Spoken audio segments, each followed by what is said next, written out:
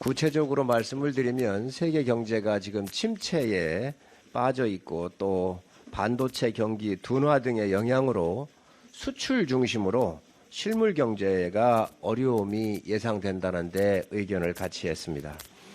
물가 상승은 정점을 지금 지났다고는 보고 있지만 당분간 여전히 높은 수준이 유지가 될 것으로 예측을 했고 또 일자리도 기저효과 등으로 인해서 크게 둔화가 될 것이라는 데 의견을 같이 했습니다. 경제정책 방향입니다.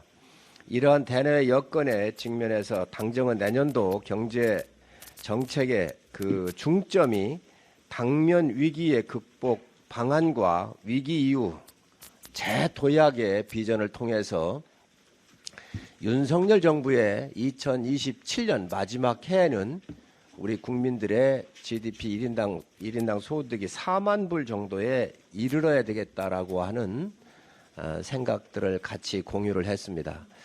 2027년도에 우리 국민들이 4만 불 시대를 열어가는 그런 비전을 내년도부터 담아서 경제 운용에 가장 방점을 두도록 하겠습니다. 또 내년도의 그 경제 여건 변화를 이렇게 봐보면 리스크가 상당히 많이 있을 것으로 생각을 하는데 이 리스크를 선제적으로 대응을 해서 거시경제를 안정적으로 운용을 해달라고 요청을 했습니다. 또 과감한 인센티브와 규제 혁신을 통해서 수출, 투자 등 민간 활력 회복에 주력을 하고 특히 강력한 수출 드라이브 정책을 통해서 경상수지가 흑자가 될 수 있도록 정부의 힘을 또 경제 운용 방향에 방점을 두어달라고 요청을 했습니다. 경제 위기 극복 과정에서 발생하는 민생의 어려움들이 많이 있을 겁니다. 경제가 어렵기 때문에. 그래서 이 민생 어려움에 부담을 덜어드리기 위해서 물가 그리고 생활비 부담을 낮출 수 있도록 정부가 노력해 주시고 일자리와 안전망을 적극 확대해 줄 것을 요청을 했습니다. 또한 위기 이후 우리 경제가 재도약을 해서 윤석열 정부 마지막 해인 2027년에는 1인당 국민소득이 4만 불 이상을 갈 수 있도록 신성장 동력을 집중 육성을 해서 대한민국의 미래가 담보될 수 있도록 이 신성장 동력에 집중해 줄 것을 요청을 했다는 말씀을 드립니다. 또 이를 위해서 우리가 해야 될 현안의 문제점들이 많이 있습니다. 이 경제의 근본적 체질을 개선하기 위해서는 연금, 노동, 교육 등 3대 개혁에 집중을 좀 해주시고 그리고 또한 금융이라든지 서비스 개혁에 만전을 기해 주십사. 그렇게 하면 5대 개혁의 목표가 되겠습니다. 금융과 서비스까지 포함을 하면 5대 개혁을 매진해 줄 수 있도록 경제 운영의 틀을 마련하도록 하겠습니다.